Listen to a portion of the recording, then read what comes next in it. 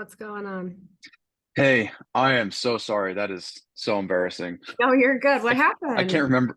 Yeah, I can't remember the last time that happened. We have Comcast, and yeah, I still don't know what happened, but I couldn't get it to connect, so I called in. They did some kind of reset, and then it was good. But That's all right. um, yeah, I literally can't remember the last time that happened. What You're I mean, good. so what do you do when that? Because obviously, like we're closing online. So what do you do when you're like about to jump on a meeting with, say, a customer, and that happens? Hopefully it doesn't. I would say I've had that, right? I used to live in Florida, so if we had like, I don't know, a big storm come in or something like that, and you lost power, I mean, it would just be, can someone else take this call? Can anyone jump in and Okay. take this call? If we need to push people back a little bit, if they can, then I would say that, but it's probably not something that happens often, right? Like, No, I literally this is yeah, it's just Murphy's Law. I yeah, mean, so I would say usually like if it's right before a call, you could just, hey, can you give me 15 minutes and can we push this back? That way, you have a minute to kind of take care of it. Or if it's like a all day type of thing where like, I don't know, you have a storm or something comes in and you don't have power, then I would say we try to like cover each other's calls. Um, but it's not something that I think happens very often. it's really not. I don't foresee it being an issue, but thank you for being flexible and Yeah, understanding of this. course. Let's jump into Uh, it. So we have not that much to go over today, like not an incredible amount of things. So I think we should probably get through less than an hour. I know I want to cool. start with Wave because we didn't get to jump into Wave yesterday. So I want to wrap up Wave, make sure you feel comfortable using that. I'll send you over the how-to videos too, because there's like an SOP step-by-step, and then there's a video that shows you how. So if you want to review it or just go through the SOP, you have that stuff there. So if you are ever like in a close and you're like, oh shit, I don't remember how to do this, you can always pull up the SOP and you've got your step-by-step there. Or someone can always hop in and show you how to do things. But Wave will go over and then we'll cover beginning of day, middle of day, end of day tasks, ambassadors, easy stuff. I don't think this will take the whole time. I'll give you some homework, which will just be kind of like reviewing SOPs, going through like the how-to videos for Wave and DocuSign. And then the rest of your trainings will essentially just be practice, role play, getting Perfect. the fun stuff. So we should be pretty good to go after this one. Starting out with Wave, let's go there first. You do have the SOP here. So like I said, if you do ever have any issues or you're not sure on anything, here's kind of like the step-by-step. We can take pretty much all credit cards, debit cards, ACH, which would be checking and routing number. We take Apple Pay. They can pay us through PayPal. They can pay us through pretty much any, platform. We like to process everything through Wave. But like for a down payment, if they're like, I don't have my card on me, but I can Venmo you, like we'll figure it out. Like we'll find a way to take a payment. But like, we usually want everything to go through Wave because it is a legitimate payment processor. We don't have to worry about anything. So Okay. let's just open Wave. It's going to be easiest. But on the first payment, Wave is going to look like this when you log into it. So you'll have kind of like your own information here. And it's going to look just like this. So you'll have the dashboard of where we're at. If we have any past due balances, those are usually here, but we're pretty much not really going to stay on the screen for very long. Sales and payments will be essentially the only drop down you need. Invoices and recurring invoices being the only two from there that you need. Invoices, recurring invoices. So if somebody is signing up and they're making a payment today, we always want to run an invoice because that's going to charge them today, right now. So any invoices you create are going to be due that day. If somebody is doing like a split payment where they're going to do maybe like 2,000 today, but then we have to do 2,000 tomorrow because they didn't have the full down payment or whatever it is, you would do a $2,000 invoice today, and then you would have to set up a recurring invoice to process tomorrow, but it would only run once, if that makes sense. And I'll go through each one. But essentially, if you're taking money now, you'll create an invoice. If you're taking money on a different day, it'll be a recurring invoice to some capacity. Okay. So how often does it happen where someone has another balance due, say the next month, and then they just ghost you, they just won't pay it? Not very often. Okay. Yeah, not often. And we have their card information, their routing account number, usually one or two cards. So typically if somebody's just like, I don't know if we've ever had it where somebody's like paid and then just like ghosts. Like we got a lot of people that could track them down. Their coaches, the VAs, ourselves. So it's very rare that somebody just like falls off the face of the earth. I would say what you might see would be somebody signs up and then they decide like that they're freaking out, they want to cancel. That's still far and few between. We have a pretty low cancellation request, like 2%. So normally we don't have issues with that. But I mean, that could be something. And then at that point, it's not that their payments turn off. It's not that they don't owe that. It's that they're working with support on like, maybe they just need to figure out a new payment plan. Maybe they need to, restructure what they have, something like that. But support will handle any of that. Once you're done with your close, you pretty much you're not responsible for anything else that happens. If somebody comes back to you and says, hey, I want to cancel, you send them to support because after that close, they've signed, they paid, support is going to take care of the rest, basically. Okay. So when you're in here, let's say I'm going to sign up, you're going to hit invoices. And then the screen is just going to look like this. So these are all the invoices that we have so we have some that are past due, some that was sent. Like this one is one that Jeremy's working on a text close. So he sent her the invoice. She's got to pay on her own. But you're just going to go to create an invoice. So you hit invoices, create an invoice, and then you're going to see this screen. If this is somebody who's already been a customer, so if this is like a re-sign, every single person who has ever done a transaction with us gets saved in here. So you won't have to type them in again. But if it's a new customer, you are going to create a new customer. And we are going to just do myself. So you'll put their name in. You're going to put their email and their phone number. We want these three things. Contact name doesn't really mean anything. Their name, email, phone number, and then you'll click on billing. And then we want technically we want their shipping address, but hopefully it's the same. But we'll type in their information.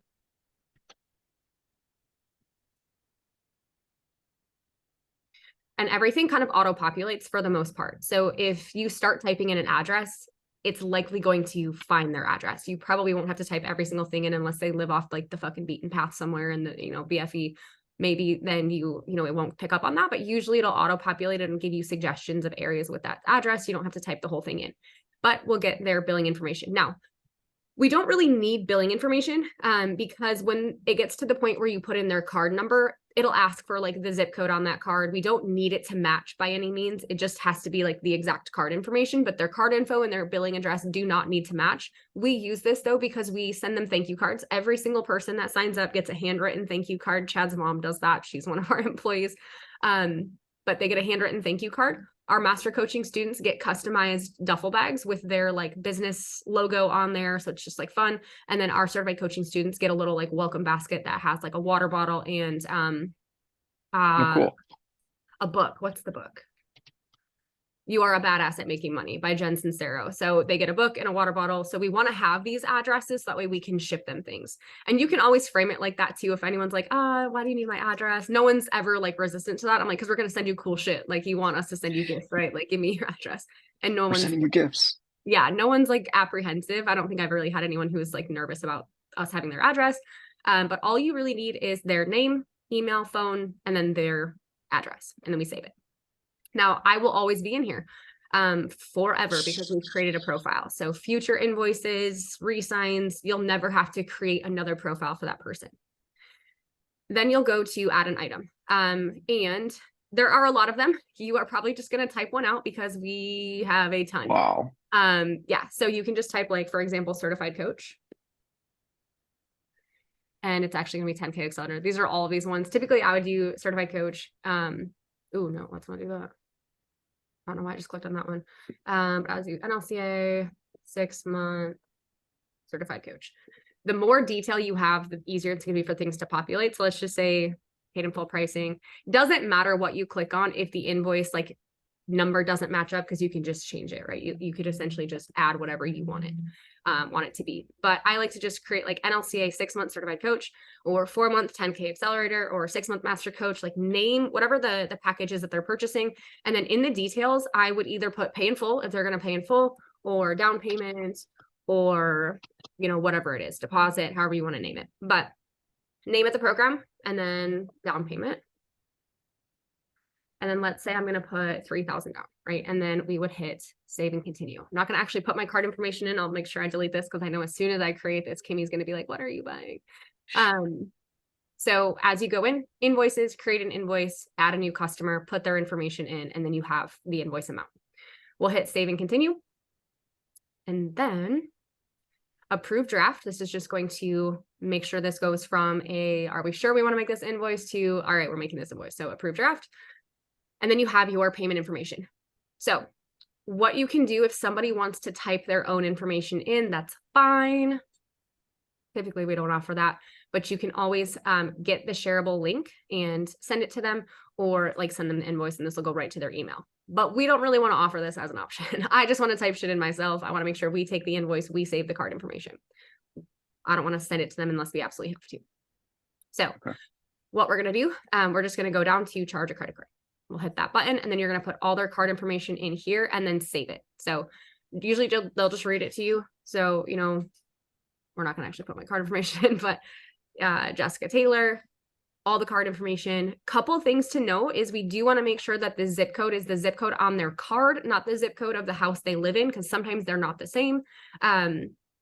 We want to make sure if there's a middle initial or a full middle name on their card that we also have that here. Someone was like, is there a middle initial on the card or middle name? Just because it has to be exactly what's written on the card. And then you just hit submit payment. So pretty straightforward. And then that payment goes through. If they want to split the payment amount, keep the $3,000 invoice as one, and then you can hit edit and change this to like 1,500, put the card information in, save it, hit submit, and then it'll still show a balance of 1,500. You can do the exact same thing again, hit charge a card, and then it'll say 1,500 and put a different card in. It's pretty simple to run the invoice. It's not very hard. For the most part, Wave is like a little self-explanatory. It's going to give you a little push to what the next step might be with the big blue buttons, but essentially you'll go to invoices, create an invoice, add a person, and then hit next until you see this page where it's charge a credit card. So pretty simple. That would be their first invoice though. So let's say I paid my $3,000, but now I'm going to pay $1,000 a month for the next 4 payments. Yeah, 7,000. Let's just go ahead and delete this real quick.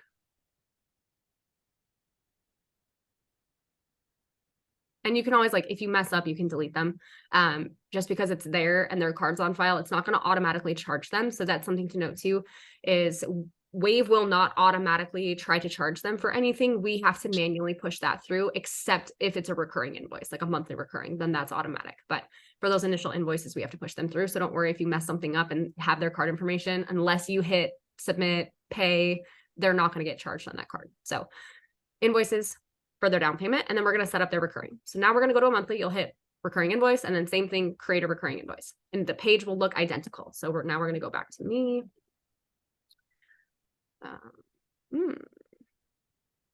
Cool. And then we're going to say, all right, 6 month certified coach. Let's just do this one. And then we're going to say recurring. $1,000. So I'm going to pay $1,000 a month. Now, if you have multiple invoices that are different amounts, like let's say someone's going to pay $1,000 next month and $1,000 the month after, and then $2,000 after that, you would have to create 2 different recurring invoices because they're going to be 2 different dollar amounts eventually. But if you have just like the exact same amount processing month over month, you can just create 1 recurring invoice and then like push those through. Does that make sense? Like if the cost changes at any point, you'll have to create multiple. All right, so my recurring is going to be $1,000 a month. We're going to hit save and continue. And then the screen's going to look a little bit different because we need to know when this is recurring. Usually it's monthly on like the day that they sign. So if this was going to be, you know, I signed up on April 18th, I paid my $3,000. This is going to be monthly on the 18th.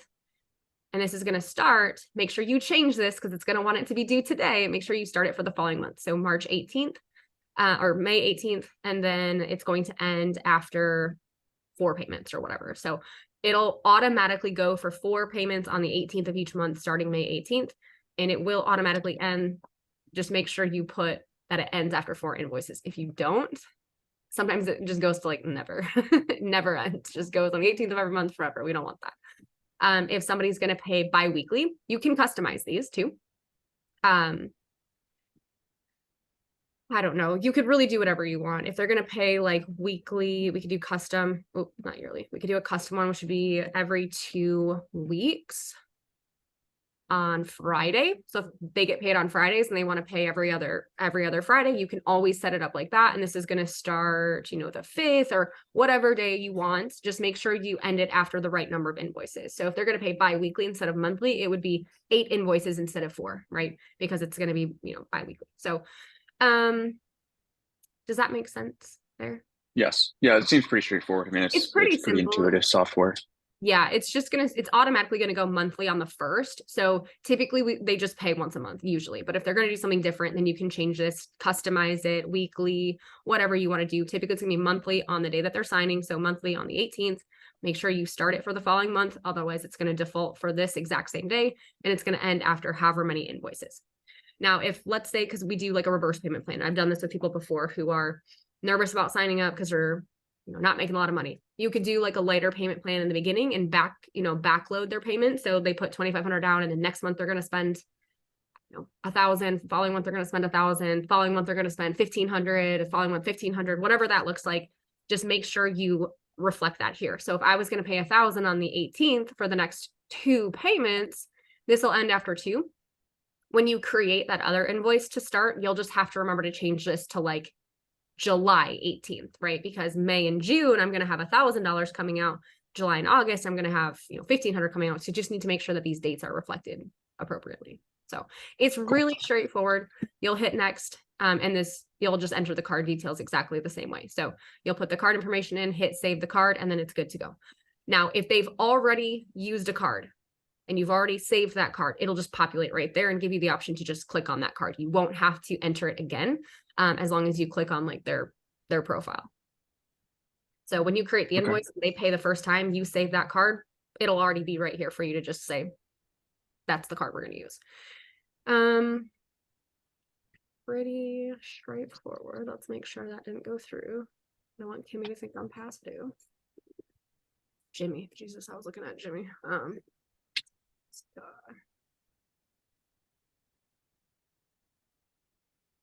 All right, we have one in draft. Cool, I can delete. I'll have to do this later. But these ones are harder to enter. I can't delete these ones that are in draft. Kimmy will have to do this, but you can just go in and like zero out the invoice just so it just says like I owe $0. But it's a draft. We didn't submit it, so it's fine. I don't really think you're really not going to do too much else with Wave. It's just going to be invoices if they're paying that day, recurring if they're paying any other time. You can also do like delayed start. So if you get somebody who is not going to start today, okay, let's say today's Tuesday and someone says, hey, I can start on Friday, I get paid on Friday, and they really can't put anything down today, we can set their payment up to come out on Friday. You would have to do that as a recurring though. So the invoice could be, set up for Friday. And essentially at that point, you would just, where it says like the recurring, it would be every month on whatever the date is on Friday and ends after one invoice. So it would just end after that first invoice. So if they're going to delay start or pay at a later date, still do a recurring if they're not going to pay something that day to us. Outside of that, we do, like I said, we do work with PayPal. So if they want to pay with PayPal, they can, but they cannot pay their recurring with PayPal. Let me kind of edit that. We are not going to rely on them to pay us their monthly payment on PayPal because we can't set up recurring invoices on PayPal. You could, we're not going to do that though. We use Wave. So if somebody's like, I want to pay PayPal every month, that's totally fine. We're going to set up their invoices in Wave with a card on file just in case they don't pay. And if they want to, they can pay us via PayPal before that invoice is due. And then we can remove that invoice from Wave. But we are not going to just like give them the benefit of the doubt. They'll pay us on PayPal. No, they can pay with PayPal if they want to. They can pay a different way if they want to, but we will set up recurring invoices with a card attached just in case they don't pay us. But how often do customers say they want to use PayPal? No, I wouldn't say it's often. Wave is going to be like 95% of the time, but we do have people who have like business PayPal accounts who get paid through PayPal. So you might have people who have like a big chunk of money in PayPal. I've had people pay in full through PayPal, and some of those clients have never used Wave before. Just make sure we're getting their address and sending it into, the VAs a different way. PayPal credit, we use PayPal credit as like a financing option. So if they get approved for PayPal credit, PayPal credit, they'll pay their first payment through PayPal. You just have to remember to set up their recurring payment through Wave at that point. So I'd say we use PayPal frequently, but typically never for their recurring payments, if that makes sense. Usually just for that Okay. initial down payment. Yeah, that makes sense. Any questions here? And I'll give you the video and the SOP, but I think it's pretty straightforward. Invoices, create an invoice, recurring invoice, create a recurring invoice, and then it'll take you step by step. It's pretty straightforward to set up. Okay. Cool. Any questions there so far? Nope. Yeah, I think once I start using it, it'll just be super easy peasy. Yeah, Wave's pretty simple to use. I really like Wave. Awesome. I know we talked about ambassadors, so I'll send you this SOP as well, but essentially kind of how it works is our ambassadors are there to speak to students, build trust, share their story, the good, the bad, the ugly, all the things. So if you do have a prospect who would like to speak to a student, we don't ever call them ambassadors because that sounds very salesy. Usually how I frame it, if a call is not closing, I'm like, hey, what I'm going to do is set you up with a student. You kind of remind me of Jen. You kind of remind me of Achidi. You kind of remind me of whoever I'm thinking of. And I think you guys might connect well and, could be somebody to kind of get you familiar with the program. So I'm going to set you up with one of our students, blah, blah, blah. I think you guys could connect. Then you'll go into the ambassador chat. If you want them to speak to a specific person, you can tag that person. If you're kind of open to whoever, just blanket statement, hey guys, I have this prospect. This is their name. Make sure you put their name. This is their story.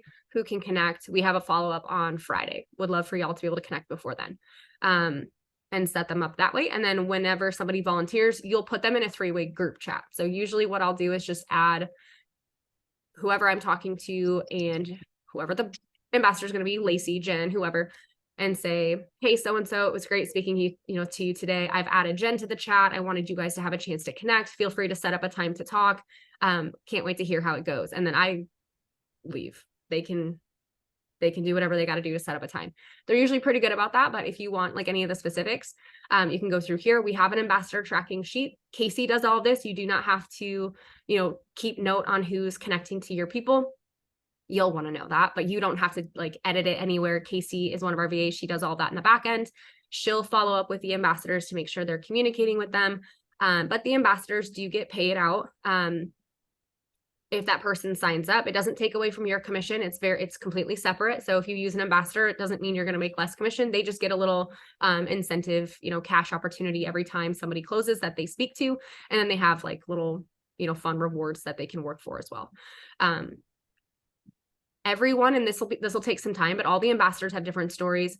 Jen is probably our best master coaching student. She's doing 120 to 150K collected per month.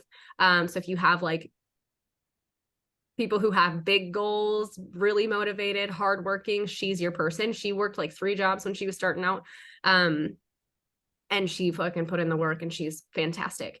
Lacey's our mindset coach. So she is a single mom. She was a nurse. She's, almost 40 years old. She started this. So anybody who's nervous about being older, or has kids or is super, super freaked out mentally, that's going to be your go-to. Paige is great. She's, I guess, more of a normal student. She's doing about $25,000 a month in her business right now. She's been with us for about a year. Achidi is somebody who is a hybrid coach. He does in-person and online. He's doing really well in his business, but he's a hybrid. So anybody that's kind of doing both, you'll have a lot of coaches who want to maintain that.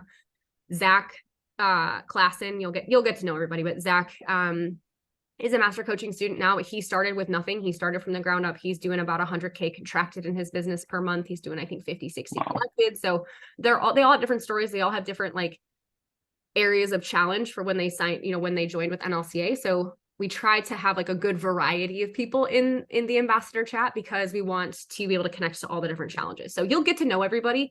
But if you ever are curious, the reason why we put what their challenges are in the ambassador chat is because typically somebody who's dealt with that or shared that is going to step up to speak to them because we want them to relate as much as possible to the prospect. So ambassadors are a fantastic tool. I pretty much made it best practice. If they were not moving forward on that call, they're getting connected to a student.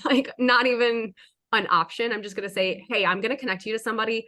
If you have time to talk to them, great. If not, that's okay too. But you remind me of, one of our students, and I never said a name just in case somebody couldn't take that call. But you remind me of one of our students. I think you guys would get along really well. Like, I'm going to set you guys up, and then I'm going to give you this mini course and we'll follow up on Friday. So I kind of just made it like mandatory for them post call if they weren't moving forward, because ambassadors are super beneficial. So I'll send you over that SOP if you want to review it. But any questions on the Yes, ambassadors? please. No, that sounds good. It sounds like when you're talking to somebody, you kind of have to tailor the ambassador to them. Like, Yeah. Yes and no. I think most people are going to struggle with the exact same things. They're fucking nervous. They're starting a new career. They're investing a lot of money. I don't know if I can afford this. I don't know if I can be successful. Is this doable? That's going to be a big thing, is because the online space is really, really opportunistic. It's very, very, very profitable. It can be, is that actually real? Is this going to happen? Can someone make that much money? And so a lot of your apprehension is going to be like, this seems fucking crazy. How could anyone make $10,000 a month coaching part-time? How can anyone make X amount of dollars? So it's, a lot of it is more like, is it real? So they yeah, want because to obviously if they knew it was real, like 100%, they would always, you'd have 100% close rate, right? Yes, which is why we have such a push into getting people into the WhatsApp chat before their call, because that has been amazing, because they have questions, they communicate together, they get a sense of community from the get. They get to talk to people and ask questions, because there's ambassadors in that group. There are a different group of ambassadors, but there are students in there who are being paid to share their story. Tell them what you struggled with. Tell them what you did well. Tell them where you're at in your business. So we have ambassadors in that group. We send them a lot of resources pre-call. So they get, Chad's podcast, they get testimonials, they get mini courses. We want to create as much trust and value before they get on the call, so that a lot of that apprehension of, is this real? They know it's real. Now the fear is, can you do it? Instead of, do I trust you? So there is still some of that, obviously. A lot of them, they're finding our business on Instagram. And so it can be a little scary to trust a company like that. But yeah, we put a lot of emphasis in rapport before the call, so that it's not as big of a problem. Yeah. Beautiful. Perfect. All right, moving on. So beginning of day, middle of day, end of day. I'm going to go back to the reoffer here in just a second, but we pretty much have kind of like a checklist you guys want to have throughout the day. So beginning day activities, these are just kind of like suggestions, encouraging things, making sure. Some of these are mandatory. When Joey sends the lineup, I know you've probably seen that, like, Drew, here's your list of calls for the day. Joey, here's your list of calls for the day. Jesse, Jeremy, blah, blah. You'll have a tag and then all the calls that are on your schedule for that day. In the morning, what we want you to do is just look at that list and make sure that it's correct. Like, make sure that there's no discrepancies between your calendar and what we're seeing in the booking tracker. There's usually not a ton of issues, but maybe, like, I'll give you an example. The other day, there was one where Jeremy had two 12 o'clock times listed. I'm like, all right, how do we have two people at 12 p.m.? Like, what's going on? One of the the tracker was wrong, right? He put the wrong time for one of his follow-ups. It was 12 p.m. Eastern, not 12 p.m. Central. And he meant to put 11 a.m. It was just, it was a little thing, but we just want to make sure that there's no double bookings. There's no cancellations we didn't see. There's, nothing is different between your schedule and the lineup on the booking tracker. And if it is, just respond and say, hey, I don't see that person, or that person's actually at 3 p.m., not 2 p.m. If there's any discrepancy, we just want to make sure that we know that. And then we double check the booking tracker to see, okay, did we make a mistake, or did the DMer put the wrong time in, or did something happen and that person canceled? Usually there's no issues, but just double check. Responding to any messages from the night before. When you do welcome text or like confirmation text, we do them the night before. Anybody you didn't hear from in the morning, send another message to, and just say, hey, just checking in. So anybody you didn't hear back from the night before, send another follow-up in the morning just to confirm their call. And you have your SOP on how to send introduction text. We'll go over that in just a second. And then get prepared for the day. Whether that, and everyone's way to prep is different. Whether you have a morning routine, you need to go for a walk, you need to watch some game film, you need to listen to a podcast, you need to kind of like get your head in the game, whatever you have to do that, do it. I like to listen to testimonials. I think conviction is a huge thing with sales. And I like to just be reminded in the morning, why am I fucking doing this? Why am I here? Why are we changing these lives? So I like testimonials. I have a very set like morning routine. I got water, caffeine, snacks. I'm ready to go. So, Cool. Whatever your morning routine is, do it. And then just making sure you know your numbers for the meetings. Obviously, we have meetings Monday, Wednesday, Friday. You saw projections on Friday. So just making sure you've reviewed those, they're up to date. You know what your plan is for the day or the week or whatever, whatever it is. So beginning of day, get it together. Make sure the lineup is right. Make sure we're, confirming appointments. Make sure you're getting mentally prepared for your sales day. Middle of the day, this is while we're on and off calls. So while you're on calls, we're working, you're selling, you're doing shit on the calls. Essentially, we're reviewing the training process. You're going over the pre-call forms. You're going over the notes. I don't know if you started getting type forms. Have you started getting emails for the type forms coming in? Yeah, I get them all the time. Beautiful. So you will continue that. Now, what I would do Okay. is, let's say you're going to meet with, let's see, Bob tomorrow. I don't know, whoever let's find an actual person. Who has calls today? All right. So let's say Matt. Let's see if Matt filled one out. What I like to do is I'll go to like my lineup for the day and then I'll search them in my email. Matt Scarcella. Let's see if he filled out a form. I don't see one. But you would just be able to type your person's name in and their form will pop up if they filled out a form. If they did, review that form. That's super important. So let me just find one. Okay, right here. Who filled out their form?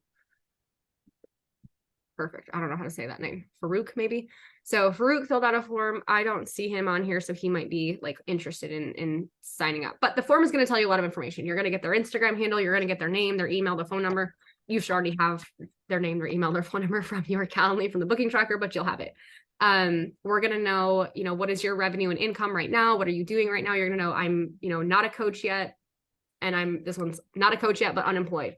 Not a coach yet, but working part-time. Not a coach yet, but working full-time. Full-time coach, part-time coach. They'll have a lot of options and you'll kind of know where they're at in their fitness journey.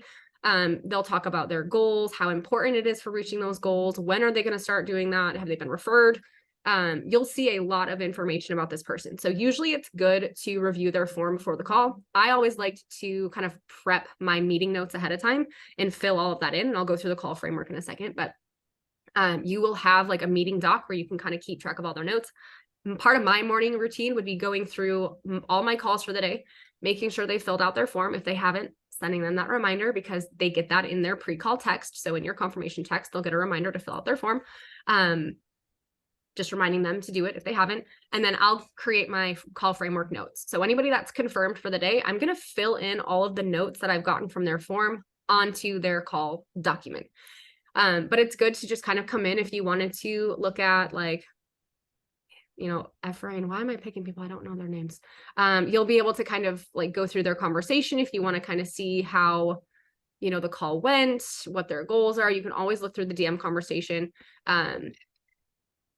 go through their, their type form, just basically get to know the person. So essentially,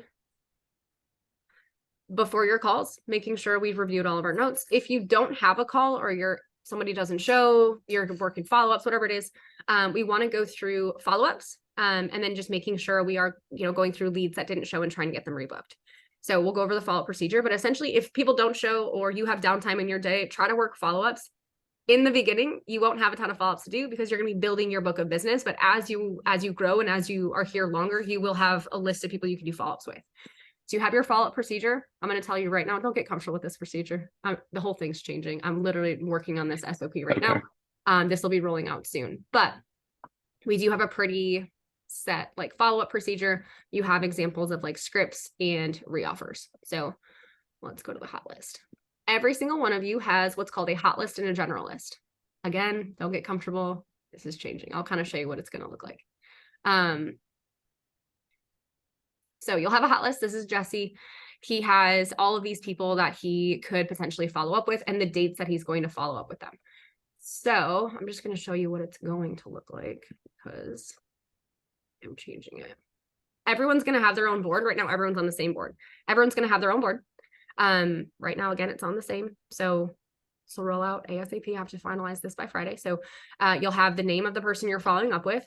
Post-call notes. I like to put in like connected to an ambassador, got the lead gen mini course, they're talking to their spouse.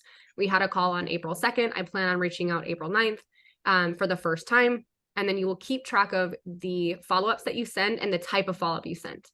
Usually what we would suggest is having 2 to 3 non-sales follow-ups before a sales follow-up, if that makes sense. So you have a call with somebody on the 2nd, we want to reach out for the first time, probably a week later or less, depending on how warm that lead is, right? You have full, opportunity to decide this. The hot list is for people who are not on the booking tracker anymore. So they have not closed. You've done your follow-up calls. These are people that we need to continue to follow up with to try to nurture and get back on. So if somebody is still on your schedule, they're not going to go on the follow-up list. So your follow-up list, hot list, we're going to reach out probably every week for follow-ups for every person. So the first time I reached out to this person, this is a fake person, was going to be the 9th of April. I sent them a personal check-in. So usually something like, hey, Fred, just wanted to check in on you. How's your week been since we last spoke? Something casual, something easy for people to respond to. Second one sent a few days later or a week, close to a week later. And I sent a free resource. Hey, Fred, Chad just dropped this resource. Thought you might find it beneficial. Let me know what you think, right? They're easy. And then we send a reoffer message.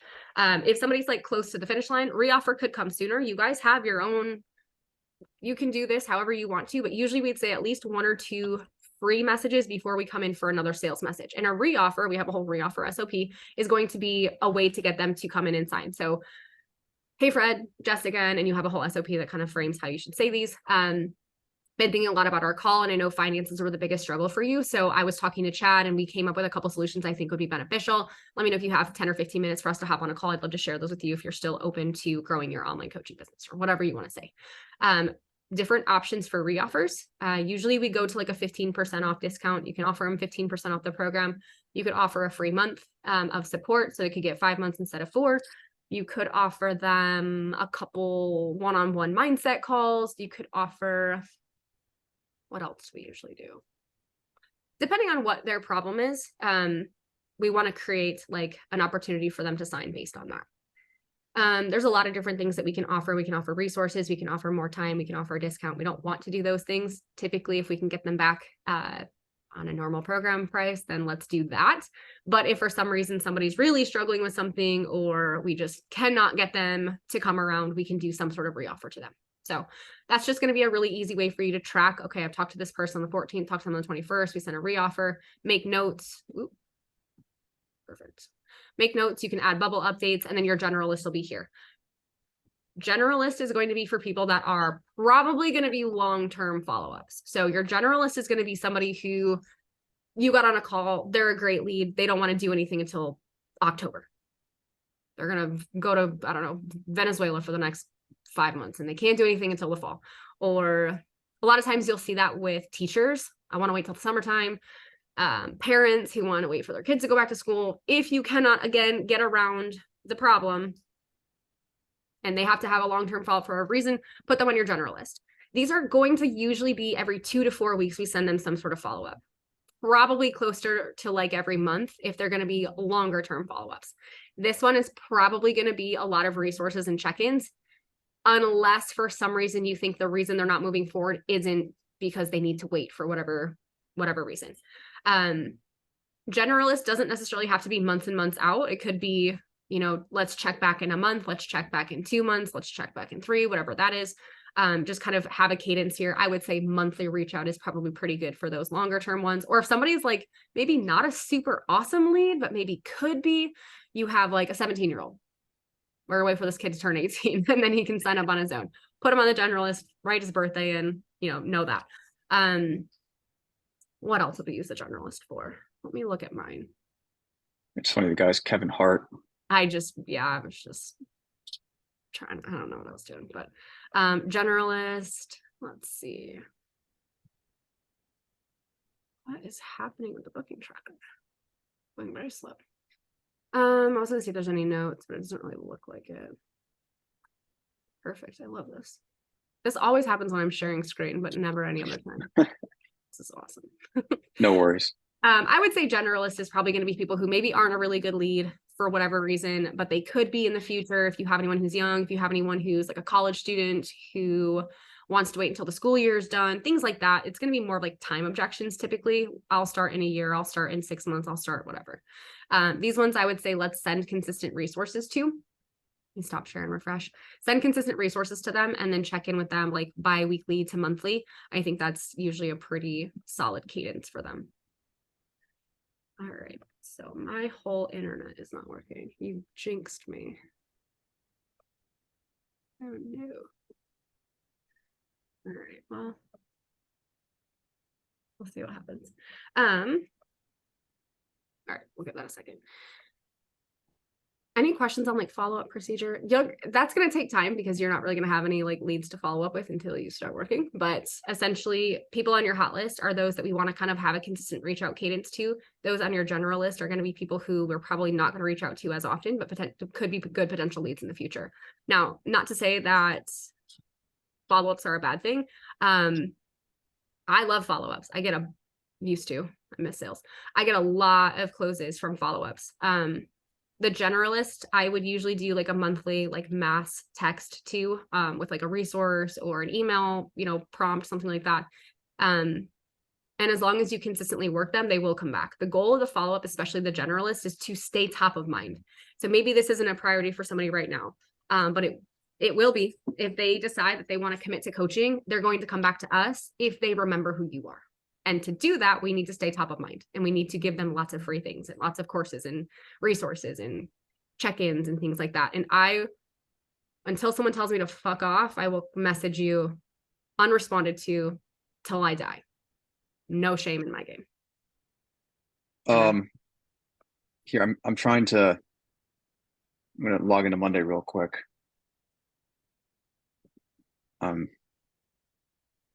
I actually use Monday, so I'm like trying to figure out how to. Oh, here we go. Okay, log into a different account. Yeah, I'll do this later. I'll figure it out. Cool. What are you trying to play around with? I had a question about one of the boards, but Oh, I know you're busy, so I'll go in there and see if I can't figure it out first. you're good. Action What first, right? You're good. What board is it? Yeah, so I'm a little confused on, like, I understand how Monday works and everything, but what I'm confused on is, like, am I just gonna see like my closers boards, or there's gonna be like all the closers on there, and then I have to find mine, or like how they're mixed together? That's what I'm a little. Yeah, right now the hot list and general list, everyone is on the same one. So like this is just our hot list. And then we have Jesse's board here, Joey, Jeremy, but you can like minimize those when you're in here.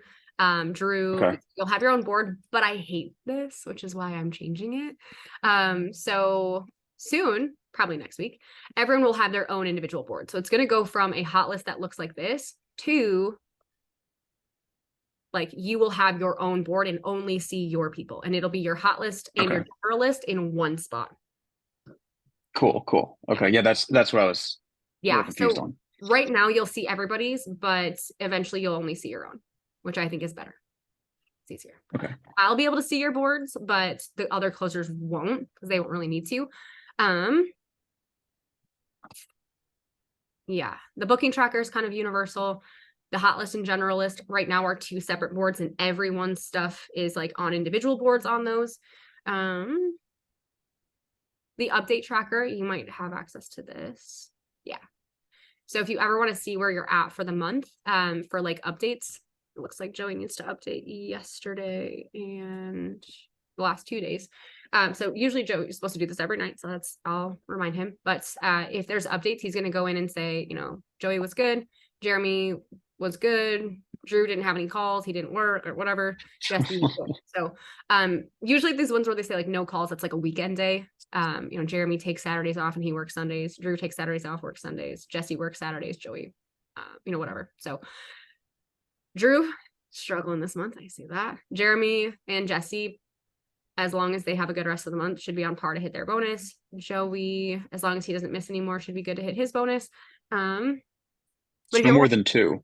No more than two red ones. 2 to 3, depending on how many days are in the month. Like 2 to 3 days of updates is fine, but no more than that. Gotcha. They're really easy to do like 100%. Normally, Jesse and Jeremy are both like 100% good. They had a little hiccup this month, I can see, but normally Joey, Jeremy, Jesse are like 100%. Drew, love him, struggles with the updates for some reason, but you'll be added here too. So when you start taking calls, you'll see, all right, we were good. We had updates on this day. We didn't have any calls this day, whatever.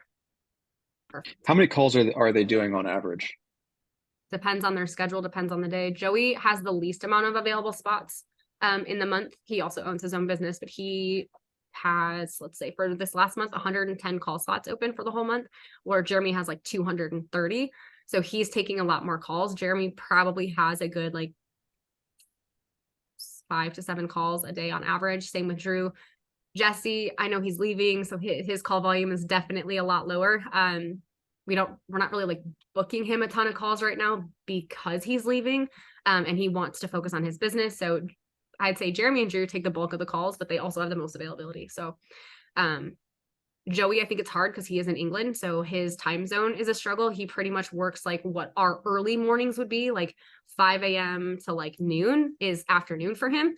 And like 5 a.m. is just not a popular call time. Like you're just not going to get a ton of people that want to get a call really not. 5, 6, 7 in the morning. So I think Joey struggles a little bit with call volume sometimes because he does live across, he's 6 hours ahead of us. So his calls are usually like early morning to early afternoon.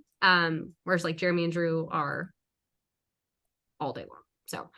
So I don't think I ever asked this because it's really not that important. Like I'll do whatever I need to, but I keep hearing like schedule flexibility. Does that mean that I have flexibility in my schedule? Yes. I mean, you'll make your own schedule. We want you to be open about 6 to 8 call slots a day.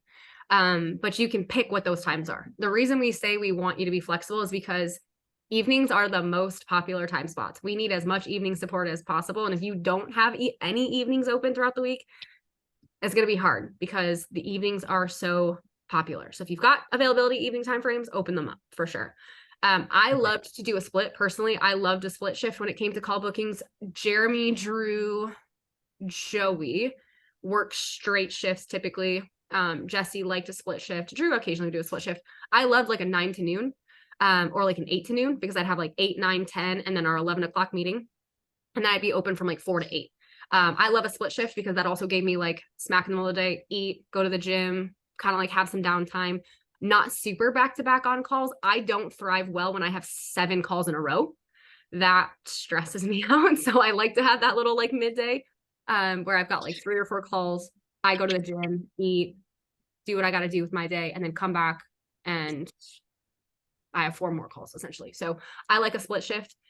Evenings are popular and evenings are good time spots, because people are done with work usually. That's why they want evenings. So you know that they have a job and they're going to show up to their call typically. So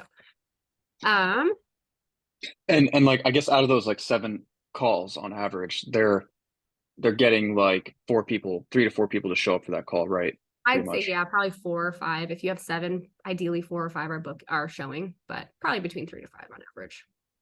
Okay, cool. But like, so like I have a doctor's appointment tomorrow. So if I had to just block out like 2 hours, I can just go and do it. Yep.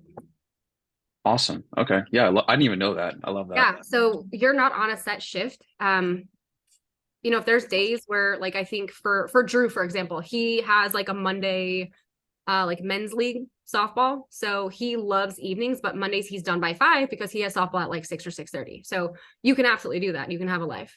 For me, I do like Tuesday nights and Thursday nights. I have like shit that I do. So when I was working, I would kind of like cap my evening at like 6. So that way I had time to do like my own, because I run my own business still. I have to do like my own client check-ins. I have like my team Still. Wednesday nights. Yeah. So Wow, like that's crazy. every Wednesday at 8 p.m. we have a team call. So like I know that I'm not going to be available for calls at 8 p.m. because I have a team call at that time. So if there's things in your life you can absolutely build your schedule around that. I will just say like ideally 6 to 8 calls a day. However you open those up is up to you. When it comes to weekends, let's see. Would you be open to taking Sundays off and working like Saturdays? I'll work whenever you need me to. Yeah. Because I usually, mean, like, yeah, go ahead. yeah, go ahead. Um, I was just gonna say like, there may be some days, like some Saturdays or some Sundays where I've got something going on, but as like a rule, I'm pretty open. Cool. Drew and Jeremy work Sundays. Joey works Saturdays, but obviously with us losing Jesse, we might need some more call availability on Saturdays. How can I be of best service? Like what's most convenient for you? Like what I do would say you if you need? could work Saturdays and be off on Sundays, that would be best. But you can always, like, if you have Okay. weekends, like, hey, Jess, this Saturday I have something on, going on. Can I work? I'm gonna work Sunday. That's completely fine too. But if we could say, like, for the most part, you'll work Saturdays and be off completely on Sundays, that would be perfect. And then obviously things are gonna pop up, right? You are a human being. You have a life and shit. So if you can't work a Saturday or need to adjust timing on a Saturday, that's completely fine. Yeah. So my girlfriend actually she works the weekends. So she has off like Thursday and Friday. So I don't know if it would help you if I worked Sunday too and then took off like a Friday, but it's like what it's I I'm would say totally flexible probably though. no, just because the weekends are going to be slow. So you're not going to get as much like Oh, the call weekends are volume. slow. Okay, Yeah, weekends gotcha. are going to be slower. Yeah, usually we say like if you can be open 5 spots on the weekends, you're good. And maybe those 5 will be filled, but typically you're only going to work a few hours on the weekend for sure. On a Um, Saturday. Okay, gotcha. Weekends are they're, I love Saturdays. I thought I closed a shit ton on Saturdays. Sundays, I would say, are a little bit slower. People have good intention when they like go to church or they're like hungover from Saturday night or whatever they're doing. Saturdays are a little bit more productive, I would say. Sundays are a little slower. Um, yeah, I just think the weekends as a whole, people have good intention. They're like, oh, I work all week, let's book for Saturday, and then they make plans, things happen. So Saturdays are a little bit slower, but yeah, if you can, or Sundays are a little bit slower, but weekends overall compared to the week are a little bit slower. So yeah, if we could have you open Okay. on Saturdays, that would be perfect. I don't know where I heard this, but maybe it's like a YouTube video was saying that like customers, with the exception of like in-home customers, but like closing online customers over the weekends seem to be a lower close rate because they're just like, oh, I guess I'm free on Saturday. I'm free on Sunday. It's just like, I've found that if people are going to show up on the weekends, they're usually better leads because they have other shit they could be doing on the weekends. interesting. That's what I've found is like the people that I've had that have shown on the weekends are usually pretty good leads. The people that I have that like book for the weekend and then cancel or reschedule or don't show multiple times, I'm like, all right, they're not that serious because other things have come up and they've done those other things instead of looked at potentially growing their business. So if you get them on a call on a Saturday or Sunday and they show up, they're typically better quality. Because they could be doing literally anything else on a Saturday afternoon or a Saturday morning or whatever it is. That makes a lot of sense. Yeah. But show, I'll be very truth first. Show on the weekends can be a little hit or miss. Some Saturdays, 100% show. Everyone shows, everyone closes. I've had great weekends. Some Saturdays, fucking 2 people show out of 4. You know what I mean? You just never know. So, Yeah, that's uh, cool. but beautiful. What is going on here? There we go. Sheesh. Okay, so follow-up procedure. Usually we want to kind of keep a consistent cadence with those guys. And then end of the day is just going to be reviewing your end of the day checklist. So the things we want to do is just make sure we update the hot list in the general list, who you reached out to, what type of messages you sent, what's going on, who are we in contact with. So just update those lists, update the booking trackers, making sure we know who canceled, who rescheduled, who closed. All the notes are in there. We've done everything we need to do on the trackers. And then we send your end of day report in the WhatsApp chat. So you have your end of day procedures here, and I will give you all these docs. You will have them. But essentially, what I would do is just copy this. I copied this and pasted it in my notes, and then I just like edit that every day and then paste it. I have to send one to Chad and Paige, not to the the chat, but I send one similar to this. So I would just copy this and put it in like your notes and then update it throughout the day. But essentially, what we're looking for is what happened, on Tuesday. If you close, we put the total contracted amount that you've gotten for the day, total collected. So how much money did we bring in? How many calls did you have scheduled? And they're kind of set like this, like a blank/blank. You put new calls on the left, follow-ups or reschedules on the right. So we had 4 new calls and 1 reschedule. So it'd be 4/1. 5 total calls, 4 from brand new, 1 was a reschedule. This is important because a lot of times you will notice if for some reason, let's say Monday, you have 1 person reschedule, Tuesday, you have 1 person reschedule, Wednesday, you have 1 person reschedule, and you put all of them on Saturday, and you could just have a shit ton of reschedules on the day, your show percent is going to go down for that day because reschedules are harder to show than brand new calls. Most of the time, brand new calls are going to show more than your rescheduled calls. So it's good to keep track of that. If you notice, like, dang, I only had 2 new calls and I had 5 reschedules, like, definitely not going to do that again. It helps you be conscious of what you have on your books for the day. I like to spread reschedules out. I don't like to put all my reschedules on the same day. So if I notice, like, I already got 2 people rescheduled for Thursday, I'm not putting anybody else on Thursday. That kind of sucks. I mean, people are I guess people are kind of predictable, huh? Like if they didn't show up the first time, they're not showing up. Most likely not. Well, I won't say most likely not. It's just if you have a heavy day full of reschedules, a couple of people probably are to show. Now we do have a one reschedule policy. And so if somebody does ask to reschedule, you can say, hey, completely fine. You know, I just want to let you know, we do have a one reschedule policy. So I want to make sure that the next call we pick is 100% going to work for you. So that way we don't have to move anything around again, because we have a lot of people that want calls, blah, blah, blah, blah, blah. You can say whatever you want to, but we do have a one reschedule policy. Tell them that if they're asking to reschedule. And then hold it to them. So when you're starting out, I'll say you'll have more time, you'll have more flexibility. If you want to reschedule somebody more than once, that's totally on you. If they feel like they're a good lead, where they're like very apologetic, they 100% like, I will make it the next time, I really, you know, this is a priority for me, I would book them again. If you feel like somebody's not really taking this seriously, have that conversation and say, listen, Joe, I empathize. I know life happens sometimes, that you've been on my books 2 or 3 times now, and we do have that one reschedule policy. I have, you know, bent the rules already for you. So moving forward, you know, if this is 100% a priority for you to start and grow this business, I'm more than happy to get you back on the books, but this will be the last time. And if this isn't a priority for you, that's totally fine. Let me know. What I'll do is I'll just follow up with you in the future, and then you can put them in limbo or not closed, and we can follow up with them in the future. But I would say don't allow someone to reschedule with you more than like maximum 3 times on your calendar. Maximum. That's pretty bad. Like, Yeah. yeah. And then that is also a leveraging tool, though. If somebody has rescheduled a couple times and they get to the call and they say, I have to think about it, can we follow up? I'm going to say, listen, I would really love to, but I did bend the rules a little bit, and we've already had 3 calls. So we would have been able to show to that first one. We would have had more opportunity to follow up, but I really want to Just leverage. Use this as alignment now. So yeah. But Okay, essentially, nice. how much did you contract, collect? How many calls did you have, new versus reschedules? How many showed, new versus reschedule? So you can see the example here is we had 5 new, 1 reschedule, 3 of the new showed, none of the rescheduled showed. Calls pitched, how many were actually offered? So how many people got to the pitch? This should be like 100%, but every once in a while you might have somebody who, like I've had a time where somebody talked a fucking shit ton. We spent like 50 minutes in the discovery section because I could not get a word in. We didn't get to the pitch. We ran out of time. We had to book it. How does that happen? Like if someone's just, how do you just cut them off without being rude? Usually I'd say, hey, I don't want to cut you off. We do have a ton to get through. I love the conversation we're having right now. Trust me, we are going to dive into a lot of this, but in order for us to get through everything, I kind of got to move on. But hold that thought. We can touch on that later. Usually is kind of like how I try to do it, but it is hard sometimes. I literally had a guy on a call who I think I asked, where are you starting from? Or I got one question from the discovery, and he talked for 50 minutes straight. And I was like, can I stop you there? And he's like, yeah, just one more thing. And like, I literally couldn't talk for 45 minutes. Did you close them? No. That is literally has been my experience in closing too. Like people will talk for 2 hours and then be like, well, I'll think about it. And that's hit or miss. That specific person, no. I had a call too with a guy who's actually doing really well as a student. And I was actually really nervous. I was like, I don't even know if I don't even know if I should sign this guy up. Truth first, I don't know. I was apprehensive, but it took us 5 calls to get through a sales call. And he closed and he paid him full, but it took a long time. It took a while. Wow. Be patient. How many calls were pitched? Patience. How many calls were closed? Same structure, new versus rescheduled, and then a breakdown. So let's say you have, I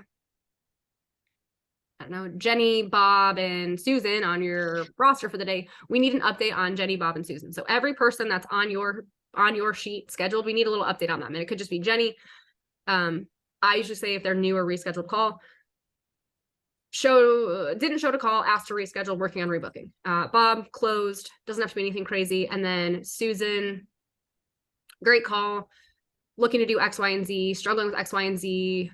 This was the objection. This is how I handled it. This is our steps moving forward. Just kind of like a brief synopsis of what happened on the call, where it ended up, why they didn't close, what are our next steps? What are we doing moving forward? Then is your projection sheet most up to date? That's just a reminder to get your projections done each night. How many follow-ups did you do today? And then we have kind of qualitative questions. We want to make sure you guys are taking care of yourselves too. So rate yourself on a scale of 1 to 10 for energy, exercise, diet, sleep, water. Were we good? My water was always like a 3 because I struggle. Clarity on your vision and purpose. Are you still motivated? Are you still hungry? Are you still excited about your closing role? Do you have a necessity to keep working and making money and helping people? Like just on a scale, quick qualifying questions, scale of 1 to 10, basically that should say 1 to 10 as well. But just fill it out. You send it in at the end of the day. It takes like maybe 3 minutes to fill out, unless you're like Jeremy and you have 75 paragraphs per person. It might take you a little bit longer.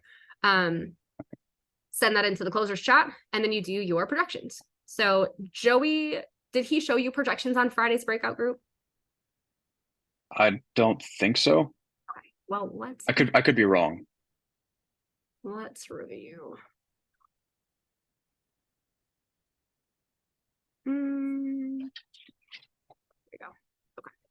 So projections are pretty simple, but they're essentially just going to give you a better look at your business for the week. So,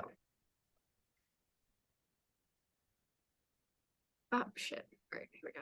And then again, you are going to have lots of time to learn this, but I'll give you a synopsis. So Whoa. this is Drew's month so far, doing pretty good. Had a little hiccup in the beginning of the month, 200%. Cool. Sweet. All right, we're killing it. So essentially what we're going to do, Mondays and Fridays, we do projections. I didn't give Joey co-hosting abilities yesterday or Monday, so he did not get to do projections with you guys. So that's my bad. But essentially, we're going to look at kind of how things are shaping up for the whole month. Now, as you go through, this is this week. Yeah, what you're going to do is update the week as it comes. So let's say we're in Monday of next week and you have 4 calls booked. 3 of them are new, 1 of them is a reschedule. You're going to put the new calls at the top and the reschedules at the bottom. So we had 3 new calls scheduled. We had 1 follow-up or reschedule. So we had 4 calls on Monday. Then we're going to project the calls. So if we had 3, this is just for the new ones. We don't care about reschedules. So if we had 3 new calls booked on Monday, we times that by 7, we are expected to do 21 brand new calls this week. Shown, this is where it gets a little complicated, so pay attention. If this person who is counted as a reschedule has already shown to another call, we are not going to count them again. Every single prospect gets to count on this piece of paper one time for everything, for scheduled, showed, pitch, close. So let's say this is Bob. Bob had a call last week, Thursday. He showed, he was pitched, but he didn't close.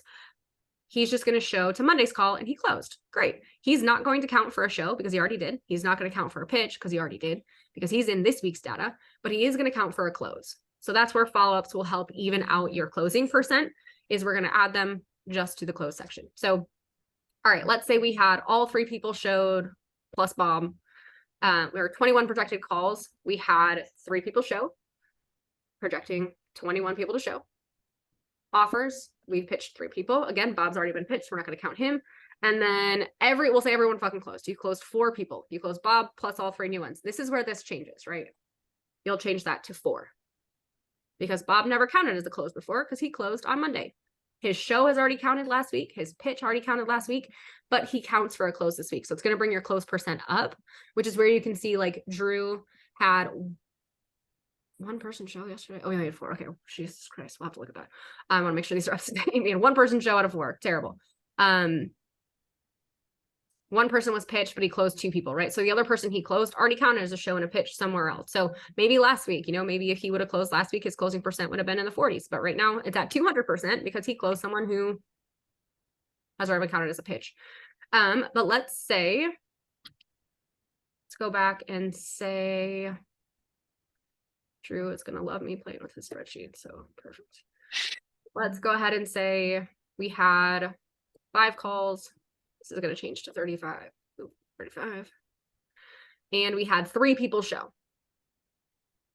That's going to change this to 21. So you're going to show, you're projected about a 60% show for the week. This will change day to day, but we want to just kind of keep track of everything. We pitched all 3 people. That's great. 100% pitch rate. We closed 2 of them, projected 14. It just helps us keep track of what our numbers are at for the week. Now, go ahead. You have a question? No, I think you lost me now. No, Okay, this part. I've been with you up until now. Now I'm like, I have no idea what's going on.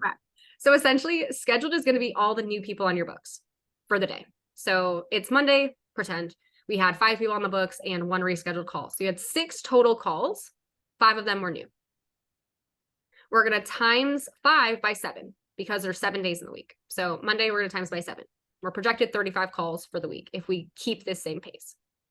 Wait, so are we doing this in the beginning of the week and then at the end of the week you're putting in the actual numbers against the projected? We're doing this every day. So that's where I'll explain it. So let's say Tuesday comes around. Today's Tuesday and you have, let's say 7 calls. That's going to be easy math. So let's say you have 7 calls today. This now changes to 12 because Monday you had 5 calls, Tuesday you had 7. Now that it's Tuesday, you're going to divide this number by 2 because it's the second day of the week. Yep. And times by 7. Okay. So now your projection is 42, right? Because 12 divided by 2 is 6. Times 7 days in the week is 42. This is where it's going to get a little complicated, but you got this. You can do this, I promise. All right. Yeah, Monday, I'm getting it. Yep. Monday times by 7. Tuesday divided by 2 times 7. Wednesday, that number divided by 3 times 7. Thursday divided by 4 times 7. Friday divided by 5 times 7. That gives you a more accurate projection of what the week's going to end up being. So Tuesday, we had 7 calls. Wednesday, let's say we had 3 more calls. So now we're at 15 calls for the week. Then we're going to divide that number by 3, which is 5 times 7. Now we're back to 35 because we dipped a little bit. So now we're probably going to end up at 35 calls instead of 42. Does that make sense? Now I get it. Yeah. Okay. So every day you'll essentially divide that by whatever day of the week it is times by 7. By 7. Okay. So then next say you have 2 would be at 17 divided by 4 Yep. times 7. You got it. Nailed it. Perfect. Projected calls. Okay. Yes. And so then at the end of the week, I mean, under shown. Yep. Is that's when you put in the actual, how many there actually were? Yep. So we should be pretty close to that. Like, I mean, you should be pretty close to that, like schedule rate projection wise. And you'll just finalize it. So let's say for some reason you were off Friday, Saturday, Sunday, and you ended at 15 calls. So you would just finalize that week for whatever did happen. Yeah. Okay, man. Yeah, this is like spreadsheet engineering at its finest. It's in depth for sure. So let's project, where are we at? Let's just say 35. And then shown. So these are all the people who showed for the first time. For the first time. So if you had 15 calls, let's say 10 people showed, right? And that's going to change. So we're going to pretend you've had 5 people for 3 days. Monday, Tuesday, Wednesday. So let's say 3 of those 5 showed every day, which means you're at 9 people that have shown. Okay. Now we're going to do 9 divided by 3 because it's Wednesday equals 3 times 7. 21. So these should match for the most part, unless your math is fucked up. And then, you know, they won't match. But we've had 60% show. We're projected 60% show. All those people. Go ahead. Sorry, go ahead. Oh, okay. How is the one next to it 25% to the left? Because Drew only had 1 person show out of 4 new calls. He might have had more people show, like these 3, let's say 3 of these 4 reschedules might have shown, but if they've already counted as a show, they won't count again. Gotcha. Oh, so this was just recorded on a Monday. This was just his data from yesterday. He had 1 out of 4 new calls that showed. But what about Monday? Wait, I'm sorry. Yesterday was Monday. Duh. Yeah. Duh. Okay. That makes sense. Yeah. So that's why his data looks like that.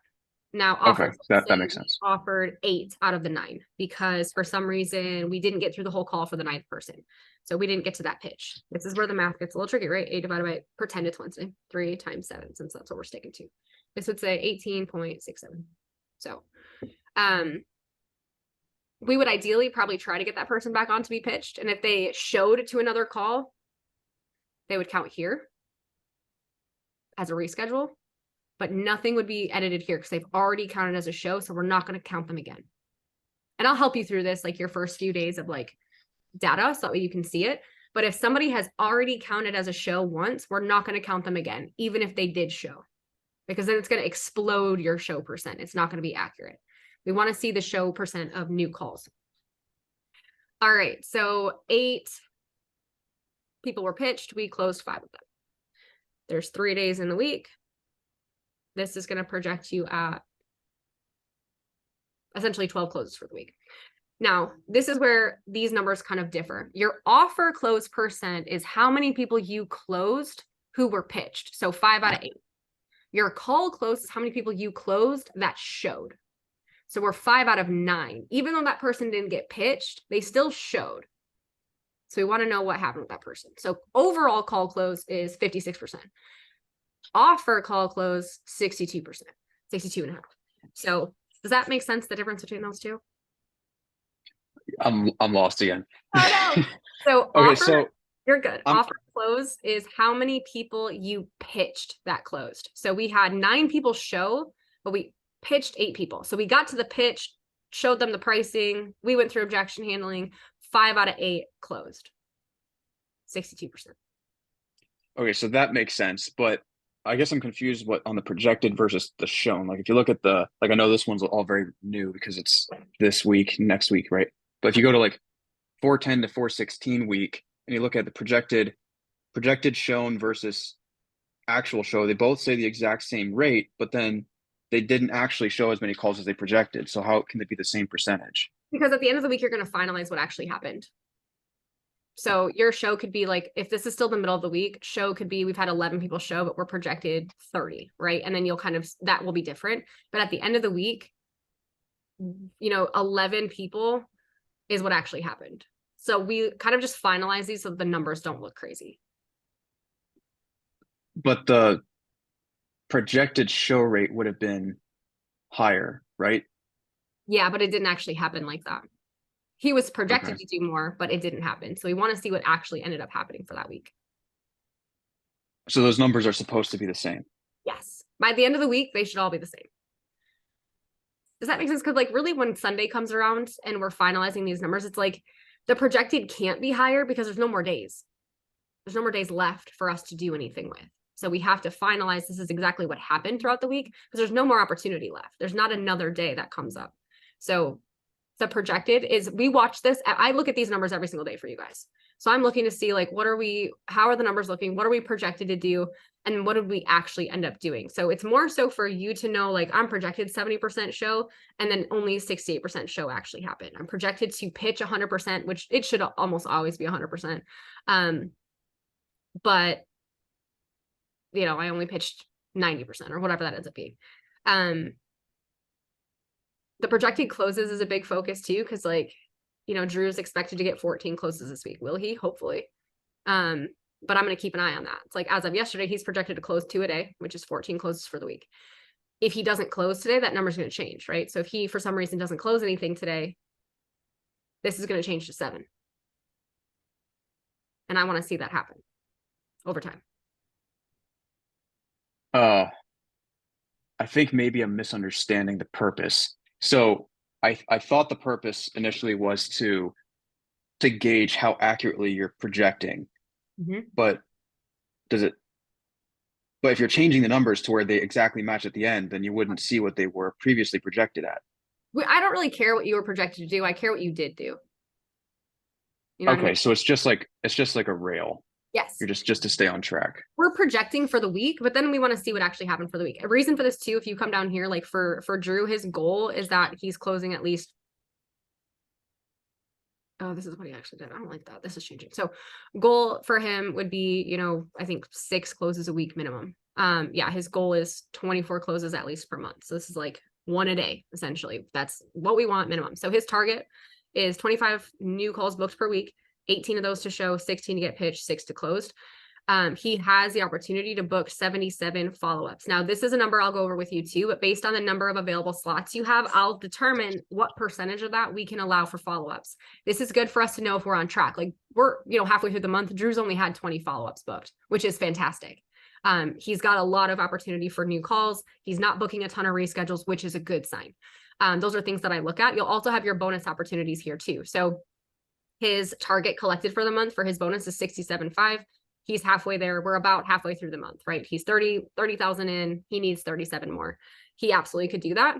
We just need to kind of maybe step it up on the pay in fulls, right? So it just shows him where he's at, where he needs to go. We look a lot at these numbers, but I care more about what ended up happening than what should have happened, if that makes sense. Yes. Cool.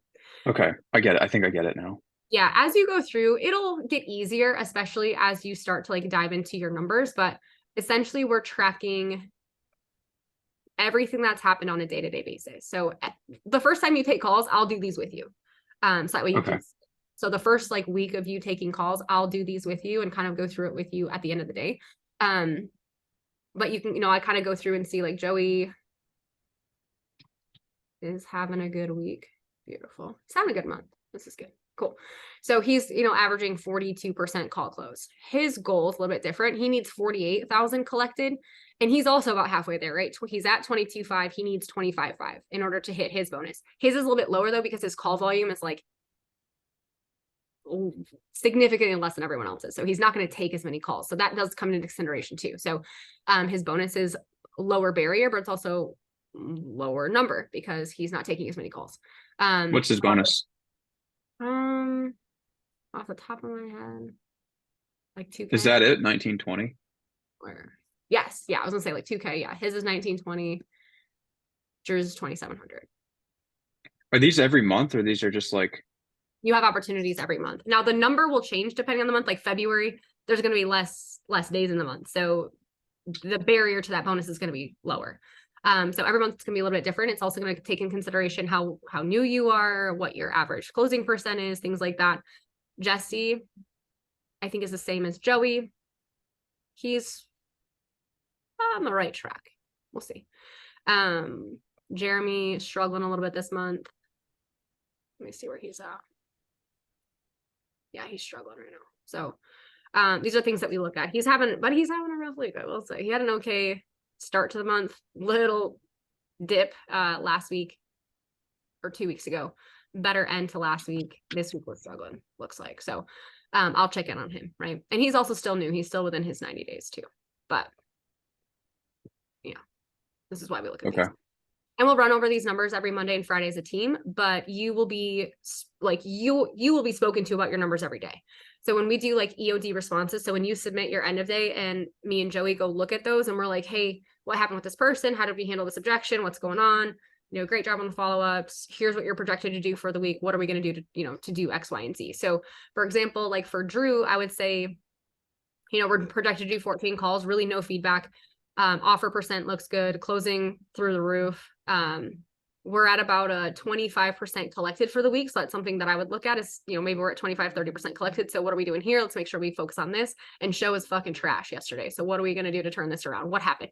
Why is it so low? Why did only one person show? Did you send your confirmation Sunday night? Did you follow up on Monday morning? Did we do our due diligence? Did we have people that were booked really far out? Maybe he had 3 people who booked for Monday, like last week, Tuesday, and, they were booked far out. Did we pay attention to those things? And then for Joey, I would say, show is fantastic. We had someone extra show. That's great. 200%. Offer though says 50%, but then I would go and say, okay, he had 2 new calls, right? One person was offered, one wasn't. So offer looks low, but it's only 1 call. So I'd ask, why didn't we pitch that person? What happened? And I've already asked him that. And then, we'll go, show looks good, close looks good. Great, keep it rocking. You've got 1 close, projected 7. Jeremy, though, I would say, show is fantastic, offer 100%, but we closed 0 out of 5. So what happened with those? Why didn't we close anybody? And you need to get 5 or 6 calls booked or closed this week. So what are we going to do to make up for it? Where are we finding those other calls? So I'm going to ask about those things. Does that make sense? Yes. Yeah, it does.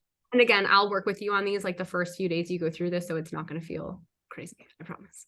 So that's like your beginning day is just getting prep for the day. Middle of the day is going to be reviewing follow-ups, going over like pre-call homework or pre-call stuff if you have a call that's booked. If you're not on a call, again, follow-ups. I would say watching call recordings back, just improving your craft. End of day, we're just going to make sure we send our EOD to the chat, update any of the booking tracker stuff, and then make sure your projections are up to date. And honestly, projections take like 45 seconds once you get the hang of it. I promise it won't take you a ton of time. They're super, super easy. And then what you'll do is just make sure that you confirm tomorrow's appointments. You prep for the next meeting. So just making sure you have your projections, ready to go and your wins. And then any call recordings you have from the day that you want me to watch, send them to me. I love to review call recordings. I'm watching 5 today. So I spend a lot of time in game film and a lot of time on feedback. That is probably one of our best tools to learn. So I like send me all of them, basically all the call recordings. I will definitely watch every single one. So, okay. Love them. Did you send me these or? I'll send recap email after this one. Yep. After this, I'll send you the awesome. recording and then the whole recap. So, we don't need these. Beautiful. So beginning of day, middle of day, end of day, that's pretty much it. Post call procedures. That's pretty simple too. It's essentially another EOD, but just after you're done with your calls, make sure you update any notes that you have on them on the booking tracker. Make sure the booking tracker gets updated. If anybody needs to get set up with an ambassador, make sure we do that. schedule follow-ups, anything that you need to do for that prospect, just make sure you do it. So if you say, hey, I'm going to send you some resources, I'm going to get you connected with an ambassador, don't forget to do those things. Make sure you send them resources, make sure you set them up for success. But really, I think we're in a good spot. I know you're learning a lot of stuff. It's going to feel overwhelming. Your brain should melt internally. That's totally fine. It's totally normal. I'll make sure we're there to kind of scoop it back up and move on. But this will get easier 100%, especially once you get into the routine. It's going to make sense. There's a lot of moving parts in this job, but you'll be all right. I feel that. Yeah, it's kind of mush up there, but it's fine. I'm used to pressure. I like it. We'll be okay. We'll be all right. So from here, couple of things. Let's get you. I know you're scheduled with Joey for. Did you guys get scheduled for your role play calls? No, we didn't. Should I reach out to him on WhatsApp? Joey should reach out to you. So, no. Did I? Maybe I missed it. I could be wrong. No, you're good. I'll just give him a little nudge. He's across the pond, so sometimes he, sometimes he means to follow up and it's late for him. Whatever, it's fine. So I'll reach out to him, but I want to get you scheduled for a role play with me as well. Okay. Joey sent you a call recording. Did any of the other closers send you any call recordings? Did Joey? I'm just checking. I'm looking at it right now. He just sent me a message yesterday with it looks like a call recording. Perfect. Okay. Yep. What I would say too, if you want to just creep, you can go right to the booking tracker here. And this is something that they should be doing a lot of. I will tell you, not everyone does this as often as they should, because they send them to me, but they don't upload them. But you can scroll if you want to, and watch some of these call recordings. So if there's like a file here, it's a call recording that someone probably wants me to watch. It doesn't mean that they're all going to be closes, but these ones would be good to watch. Every single one of these recordings obviously is somebody that closed, maybe not on the first call recording, but maybe the second.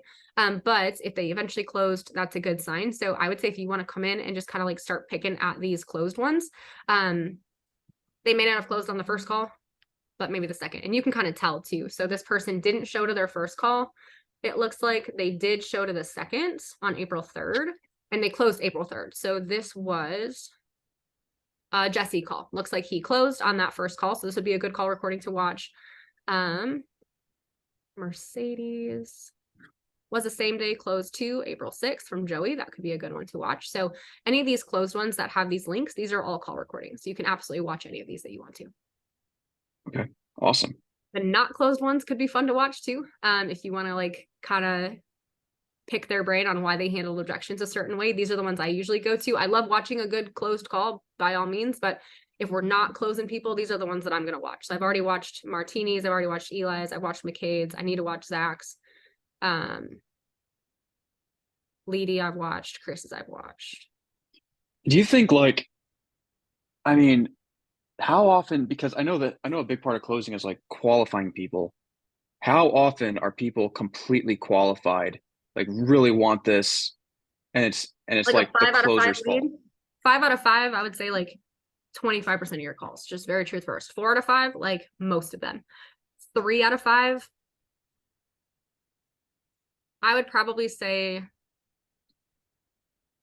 35% of your calls might be a 3 to a 4. 40% of your calls will be a 4, where they're like, they want to do this. They're really committed to, a business, but maybe there's something going on like finances or something. And 25% of your calls are going to be like 5 out of 5, sign me up right the fuck now. Not that they won't be like that on the call, but those 5 out of 5s, we reserve a 5 out of 5 for like very solid referrals.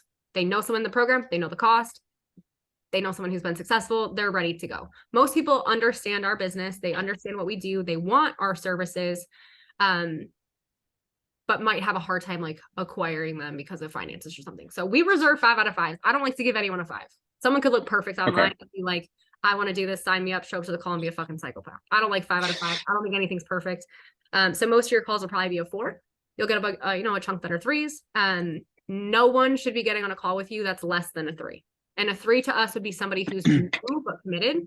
A 4 is somebody who's already coaching in person, or maybe just started online but need help. And then a 5 is like, fucking full steam ahead. They know the price. They're ready to go. They don't give a shit. Here's my credit card, basically.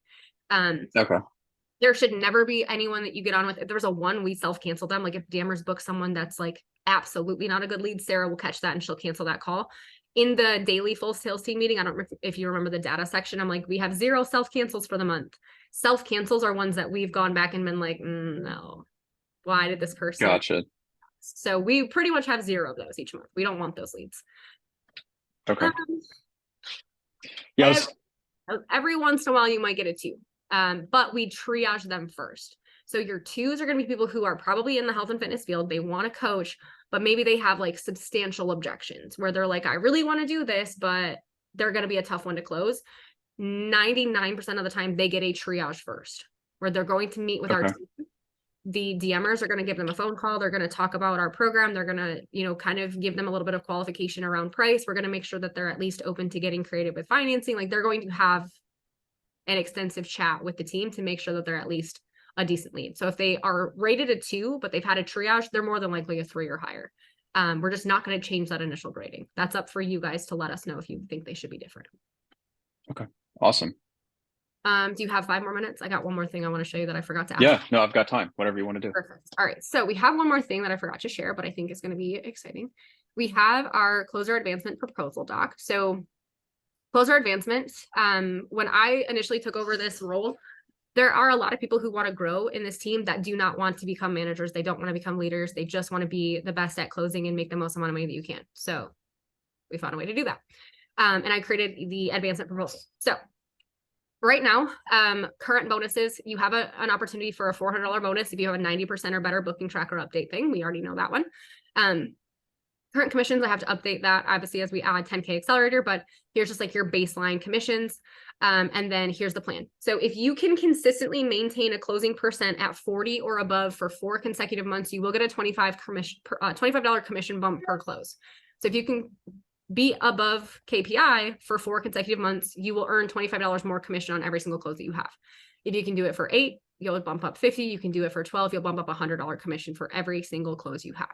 So some people just want to be the best at closing. They don't want to move into leadership or management, and that's fine. Collected versus contracted. So you have 2 opportunities for commission bumps. If you can maintain a collected revenue above 40%, because KPI is 35. So if you can get above 40 for 4 consecutive months, you'll get a $15 commission bump. 8 is 40, 12 is 80. You can mix and match these. You can do both. So if you are hitting 40% collected and 40% close for 4 months, you'll bump up $40 on that first go. So you can mix and match these. They're interchangeable. But if you guys can do that, you'll get bumps in commission. Now, there is a loss eligibility though too. You can't just get comfortable. If you dip below KPI, I don't mean below 40%, KPI is 35. So if you maintain 40% for 4 months and then for some reason you have a 35% month, that's still fine.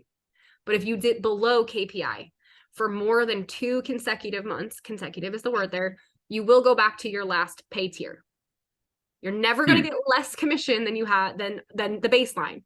But if you, let's say, are at, I don't know, you've done it for 8 months and then 2 months you go below 35%, you would go back to that 15% bump, not the $40 bump. So you will have potential to lose that temporarily and you have to make it back up, but it's consecutive months. Usually for somebody who's a consistent performer, it's really hard to have 2 shitty months in a row. Like you're going to have a fluke month. There's really easy ways for us to combat that. The first month that we're below KPI, you will have conversations, like not bad ones, but we're going to have a game plan. What can we do? What do we need to change? Now, there's an addition there. We also have competition. This is another bonus you have every single month. The closer who closes the most 1 call closes. So the first time someone shows and they close on the spot, the person who closes the biggest number of that per month gets a $500 bonus. The closer who books the most amount of follow-up closes, like it takes you 2 or more calls, will get a $400 bonus. The same person can win both of those. Different people can win those. It doesn't matter. So if you close 10 people on the first go and you did more than everybody else, you'll get $500. But maybe Jeremy really worked his follow-ups and he got a lot of people back on and he closed 10 follow-ups and you only closed 8, he's going to get the $400 bonus, if that makes sense. So these are mix and match, but these are eligible every single month. So you have essentially not even including your monthly bonus of hitting the collected amount you need, like $400 for making sure you don't need to do updates, and $400 or $500 if you're the first, you're the best volume closer for 1 call or 2 call close. Jeremy won both of those last month, so he got $900 for March because he closed the most nice. 1 and 2 calls by a landslide. So Same person can win. You can win one over the other, but essentially we want to give you opportunities to make as much money as you can. So if you're a consistent closer in your close percent and your collected revenue, you have opportunities to gain more commission. And that would be on every single close, not just like an extra $15 for the month. This is every single close. Bonus 500 and 400 for top performers for 1 call and 2 call closes. Awesome. Yeah, that's quite an incentive. I mean, it seems like a lot of accounting, but you don't have to do the accounting. We do the accounting. I track everything, so you don't have to worry about that. Okay, cool. Yeah, I love it. So, I'll know at the end, at the end of each month, you will have a lot of data given to you. So when you have your first end of month, beginning of the month experience with me, it's going to be a little bit crazy, but you'll have a lot of data thrown your way that says like, hey, this month you had a 40% 1 call close, 60% of your calls closed were 2 or more. So we want to track like what your percentage of initial call closes versus follow-up closes.